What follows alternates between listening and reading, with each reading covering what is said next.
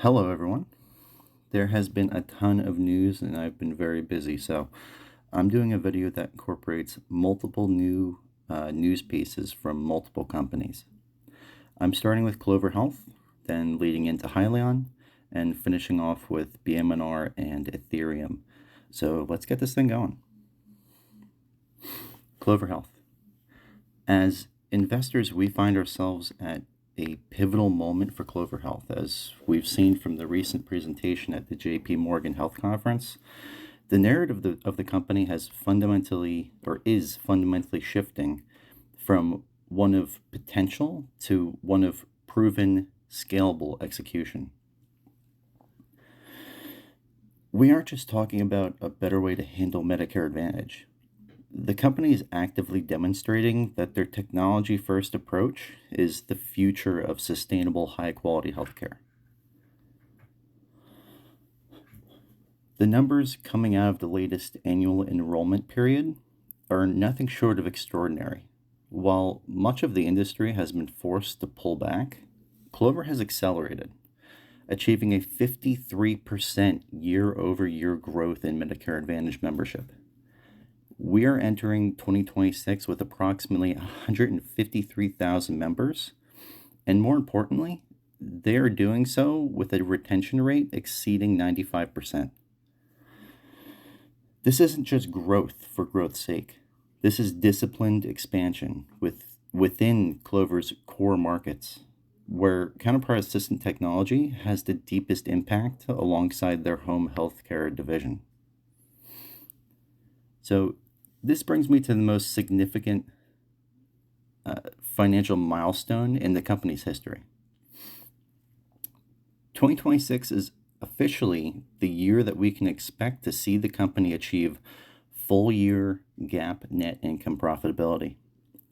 This transition to profitability is being fueled by a powerful combination of maturing member cohorts, a favorable 4-star rating impact on their flagship PPO plans, and massive operating leverage. We've reached a point where this software allows the company to scale membership without a linear increase in overhead, proving that the model is not only clinically superior, but also economically robust. Beyond the internal insurance business, the launch and rapid expansion of Counterpart Health represents the most ambitious and bullish growth lever. Counterpart is the vehicle for bringing the power of Clover Assistant to the entire world of Medicare and potentially beyond Medicare. In the past year alone, we saw a staggering 450% increase in third-party clinicians using the platform. By the company licensing its AI-powered tools to other payers and providers through a SaaS and shared savings model, they are decoupling the company's value from the insurance risk. This is no longer just an insurer. Clover Health is likely the leading technological engine for value-based care across the nation. The clinical data continues to silence the skeptics. For the second year in a row, the company's PPO plans have been ranked number one nationally on core HEDIS quality measures. Whether it's reducing hospital readmissions for heart failure by 25%, or identifying chronic kidney disease at much earlier stages, the AI at the heart of Counterpart Health is saving lives, saving clinicians very precious time, and billions of dollars in unnecessary costs.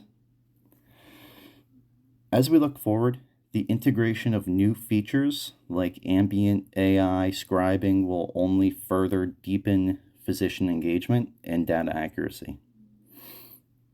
They're building a flywheel where better data leads to better AI, which leads to better outcomes and ultimately a more profitable and equitable healthcare system for everyone.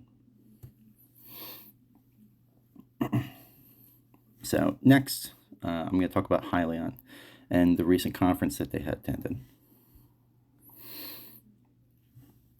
The narrative surrounding Hyliion is in the midst of undergoing a profound transformation. At the 28th Annual Needham Growth Conference, it became clear that Hyliion is no longer just a company in transition. They are now on the trajectory to be an up-and-coming leader in distributed power generation space. By pivoting away from electric powertrains to focus exclusively on the Carnot linear generator, Hyliion has unlocked a massive total addressable market. The worldwide total addressable market for stationary and mobile power generation units is currently $30 billion and is expecting to grow to $50 billion by the year 2030. This leaves plenty of room for Hyliion to carve out a niche of their own without even disrupting large incumbents. Although I do believe that they will be a disruptor. The message from Hyliion leadership was direct. The technology is ready, the demand is surging, and 2026 is the year we scale into full commercialization. The core of the bullish outlook rests on the Carnot power module's unparalleled flexibility. During the presentation, they highlighted how the system can seamlessly switch between over 20 different fuels, from natural gas and propane to hydrogen and even ammonia, without ever shutting down. This fuel agnosticism makes Carnot the ultimate solution for a world transitioning to green energy. Whether it's helping data centers meet the massive power demands of AI or proving energy resilience for the US Navy, this cutting-edge technology offers a level of efficiency and ultra-low emissions that traditional internal combustion engines simply cannot match. Addressing the audience's questions regarding the shift in revenue, management was clear that the delay in 2025 revenue was a strategic timing adjustment as they moved from R&D to final product delivery. The company is entering 2026 with nearly 500 units already under LOIs, letter of intents. And the first revenue from Carnot sales is set to be recognized this year in 2026. Investors should be encouraged by the robust balance sheet. The company still remains in a strong capital position that is sufficient to fund operations all the way through this commercial launch, roughly 3 years. Beyond the commercial and industrial sectors, the company's deepening relationship with the U.S. military provides a powerful moat for the business. With Carnot cores scheduled for installation on a multi-megawatt naval vessel this year, they are proving that the technology can survive the most rigorous environments on Earth. When asked about scalability, the company leadership reconfirmed that they are looking beyond the current 200 kilowatt modules towards 2 megawatt variants and even potential residential applications. We are standing at the threshold of a new era in energy, and Hyliion could very well be one of the engines that truly drives us forward. And lastly, I'm going to go over BMNR and Ethereum. So let me start with this. The BMNR shareholders meeting was noticeably underwhelming compared to what people thought it would be. Guest speakers weren't there that they said would be. Many of their slides seemed to be recycled, and overall, investors were just simply craving something more than what they got, at least on the retail side. Regardless of some negative sentiment, the core of the meeting came down to this.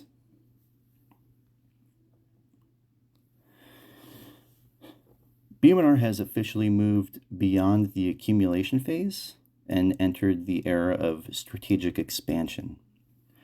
At the recent annual stockholder meeting in Las Vegas, The message from Chairman Tom Lee was unmistakable. BMNR is no longer just a treasury play. It is the primary bridge between the world's most dominant digital asset and the global creator economy. With current Ethereum holdings now exceeding 4.1 million, actually as of today it's 4.2, nearly 3.5% of the total supply, they have achieved the scale necessary to continue to the next phase, where their balance sheet becomes a productive engine for technological moonshots. Some other content creators have related this to the mission, or have related to the mission behind BMNR as being similar to the way that Berkshire works. We will see if this actually plays out, but either way, I personally like the diversification of their portfolio, especially when they make an investment in strong, non-publicly traded companies. Speaking of non-publicly traded moonshots, BMNR made a $200 million equity investment in Beast Industries. It's a private company valued at over $5 billion. This company is owned primarily by Jimmy Donaldson, better known as Mr. Beast. This is the largest non-public media company in the world. This likely isn't just a partnership or just an investment. It could be a tactical strike to onboard the next generation of financial users. By integrating DeFi directly into Mr. Beast's ecosystem, they could be creating a growth vertical that traditional institutions can't touch. I also expect that there will be marketing campaigns for BMNR done through Mr. Beast's media that receives about 700 to 900 million views per week on average. Now, let's just remember that there's 8.3 billion people in the world. He's seeing close to a tenth of that.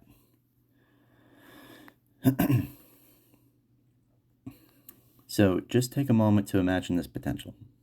Mr. Beast Financial, utilizing the BMNR ETH treasury to power transparent blockchain-based prize distributions for viral stunts, or launching tokenized fan experiences that offer millions of Gen Z and Gen Alpha users their first interaction with the Ethereum network.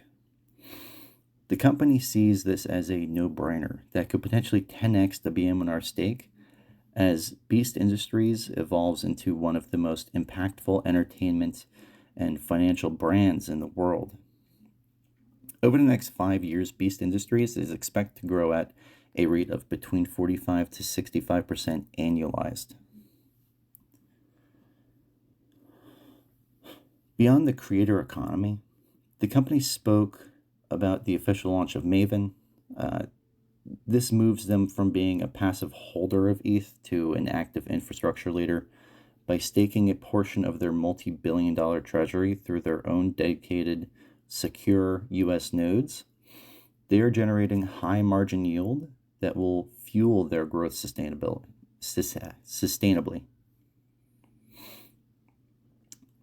I also want to note that the shareholders' vote has been completed, and a hefty pay package for management and a 50 billion share count authorization up from the previous 500 million has been completed, with an 81% of people voting saying yes. I didn't vote, but I do agree with this, and I believe this will benefit those like myself who plan to hold BMNR for the long term. As of January 2026, the Clarity Act for crypto stalled in the Senate primary, primarily because it became a battlefield between traditional banks and the crypto industry over how stablecoins should work. While the bill was meant to create a clear rulebook by dividing power between the SEC and the CFTC, a last-minute push to ban stablecoin providers from paying interest or rewards caused a massive rift. Banks supported the ban to prevent deposits from leaving traditional accounts, while crypto leaders withdrew their support, arguing the restriction would kill innovation and give an unfair advantage to Wall Street.